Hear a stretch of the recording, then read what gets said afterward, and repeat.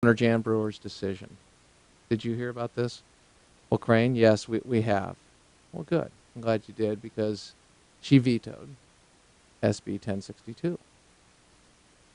And I was listening to the reasoning this morning, and I was trying to understand it. Well, why don't we begin with that? This is Governor Jan Brewer explaining explaining her decision, how she came to it, and why. Roll it. I call them like I see them, despite the cheers or the boos from the crowd. I took the necessary time to make the right decision. I met or spoke with my attorneys, lawmakers, and citizens supporting and opposing this legislation. As governor, I have asked questions and I have listened. I have protected religious freedoms when there is a specific and present concern that exists in our state, and I have a record to prove it.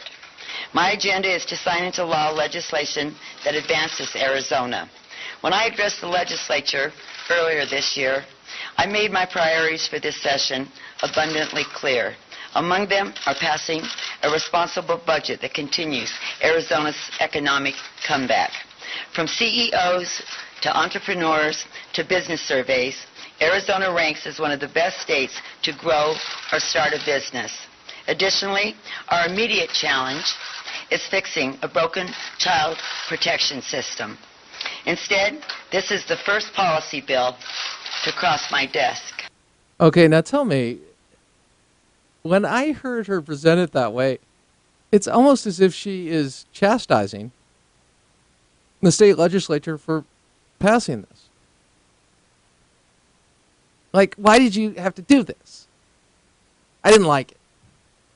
I didn't like it because it's not referencing why this came about. And if you're going to overreact to something, which I do not believe in any way the SB 1062 is, but if you are accusing one of doing it, First Amendment, yeah, that would be something to overreact to. I don't believe in any way this is a overreaction. I believe this is, once again, what we saw in so many cases, be it Obamacare, and I'm speaking to the coverage, Zimmerman. I think when we look at this, we see journalistic malpractice on steroids, as well as political malpractice on steroids in the characterization of the bill and why it came about and why it's being done and what it is in reference to, which is, Rafa, the Restoration Act, the Religious Restoration Act of 1993. Now, yes, Religious Freedom Restoration Act, pardon me, 1993. So she makes this case almost like, I had these, and this is what I wanted. Are you imitating her? No, that's actually how I talk. And you gave me this. And then went on to explain. Roll it. Bill 1062 does not address a specific or present concern related to religious liberty in Arizona. I have not heard of one example in Arizona where a business owner's religious liberty has been violated. The bill is broadly worded and could result in unintended and negative consequences. After weighing all of the arguments, I have vetoed Senate Bill 1062 moments ago. To the supporters of this legislation, I want you to know that I understand that long-held norms about marriage and family are being challenged as never before. Our society is undergoing many dramatic changes. However, I sincerely believe that Senate Bill 1062 has the potential to create more problems than it purports to solve. I could divide Arizona in ways we cannot even imagine, and no one would ever want. Religious liberty is a core American and Arizona value. So is non-discrimination. Going forward, let's turn the ugliness of the debate over Senate Bill 1062 into a renewed search for greater respect and understanding among all Arizonans and Americans. Where's the understanding for those who passed the bill, who did it because of what has taken place in other states and recognizing that Christians are being targeted? What about the understanding there? What about the understanding that it merely is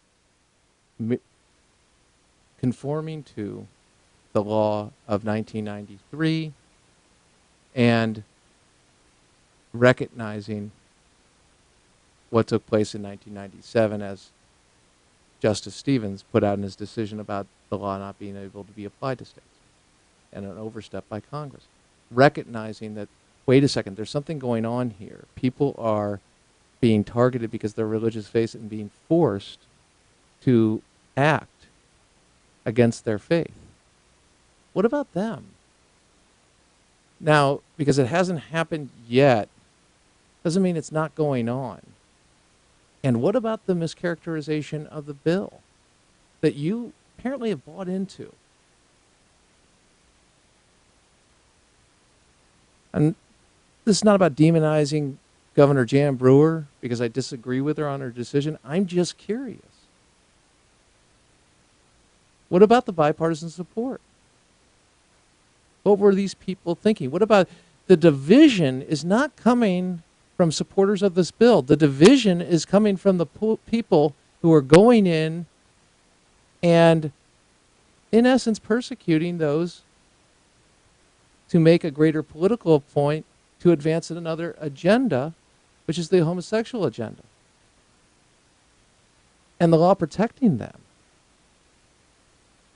So what did they do when the law came up and it was discussed? And the substance of the law? They lied about it. They didn't tell the whole truth. They didn't put it into context of why we have it. And so it was framed as some kind of Jim Crow law. It's bizarre. And it's not bizarre when you look at if they had to deal with it on its merits. Well, they end up in a place that many have found themselves, including Chris Cuomo. Interestingly enough, CNN's reporter Chris Cuomo did cover this issue with Tom Donahue. And it was an interesting exchange, to say the least.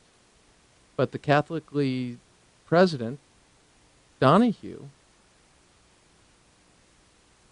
in discussing SB 1062, made some very good points. And Chris Cuomo was trying to say, well, where is this happening? Where is this happening? And really going with the line of discriminating against homosexuals, to which Tom Donahue said, wait a second.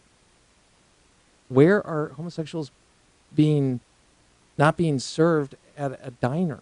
Where do you find this? I can point to examples of where bakers are being forced to participate in services that they do not support, that violates their religious faith.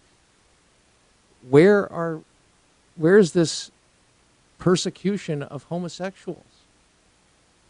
Here's part of the debate that took place between the two. And, well, you all can make your decision. Roll it. Can you enumerate for me examples of gay people in Arizona who are having their rights violated by people of faith? That's the exact right question, but it's the reverse. It's, can you point out a business that was made at substantial burden religiously because of what they had to do vis-a-vis a gay person? I think what this came about, if I'm not mistaken, is because of what happened in New Mexico, where they did have this RFRA amended law. That's right. And then a person is doing, as a photographer, says, I don't want to deal with a wedding ceremony. If that person says, listen, the gay people come into my shop, and you're a gay person, I don't want to take your picture, I have no sympathy for these people of faith, all right?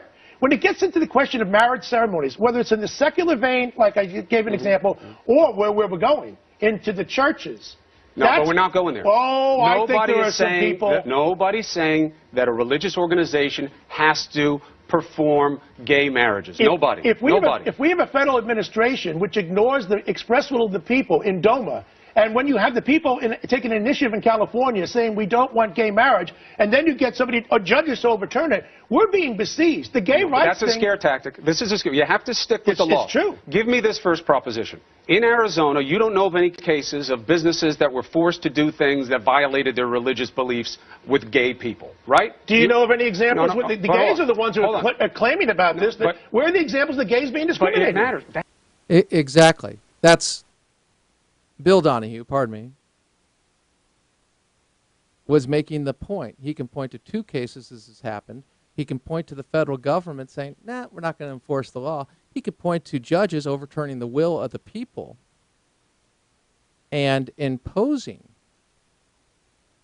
a redefinition of marriage on the people of the state that voted to define it between a man and a woman. He can do that. See, that's what, again, let's take a step back from the emotion of this and the frustration and look at the substance. And what Bill Donahue is doing is exposing it. And it's not a scare tactic when it's taking place. It's a scare tactic, or it's a propaganda campaign when you use horrible events and shape them by changing the facts on the ground, like Matthew Shepard, into a place to advance your cause. It's a scare tactic or just dishonest when you take an issue like bullying and introduce the homosexual agenda to children. You see, if we step back and we realize that no matter how many times we hear them compare this to a Jim Crow law or reference the KKK, or as Andrea Mitchell did, went so far as to ask if the law in Arizona threatens our moral ability in the world and equates it to a law in Uganda, that this will shock you. We'll play it for you. I don't know what number it is, and my apologies for that. Okay. Listen to what Andrea Mitchell has to say here to Secretary of State John Kerry. Roll it. You have law, the anti-homosexual law in Uganda. Now we have a state, Arizona, where the governor has yet to make a decision on whether to permit a ban on businesses serving gays and lesbians. Doesn't it undercut our moral posture telling Uganda and other countries, Putin, for instance, on human rights abuses against people for reasons of their sexuality, when one of our states is about to do this unless it's vetoed by the governor? Do you ever feel like you are talking to Andrea Mitchell sometimes with people you know in your own life? I do sometimes. Uganda puts people in jail for being homosexual. Okay? Incidentally, I have a real problem. I had a problem with the Mexican president, was it Calderon at the time, who came over and lectured Arizona about enforcing the laws. And I mean, I got a real problem with that. It's about being an American, not about a hyphen. It's just being an American. And having somebody say that we are somehow abandoning or lowering, or it's a threat to our moral standing in the world when we try to protect people from being persecuted and forcing to violate their own religious beliefs. You want to look at the greatest liberating force in the world? Look at the American soldier, period. Don't look at the American politicians, no. But as Americans, we can be proud of what we've done in the world and what we stand for, even if our president chooses to ignore it so often. I'll get to that tomorrow during this segment regarding the Ukraine and a whole host of things, putting a spotlight on Marco Rubio's speech of the week, which was outstanding regarding Cuba. That said, undercutting our moral posture, I'll tell you what undercuts our moral posture, is disinformation and lies. And whether it's somebody saying Bush lied, people died at a time we're at war, or somebody saying we've lost, like Harry Reid did, which is a lie, or it's somebody equating a Ugandan law with SB 1060. One puts homosexuals in jail for being homosexual. The other attempts to protect people of faith, Christian and otherwise, but Christians are the ones that are being targeted, from having to violate their own beliefs and being put in jail for it if they don't comply. I hope they drug test Andrea Mitchell. Maybe she needs some protein. I don't know.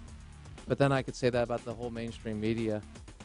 All I can do is say, live with honor in your life, compassion in your heart, and always keep the faith in Jesus Christ. Thanks so much for joining us. I'm going to post some of these clips up on the Facebook, and we'll be back tomorrow. AFR Talk, nothing but truth.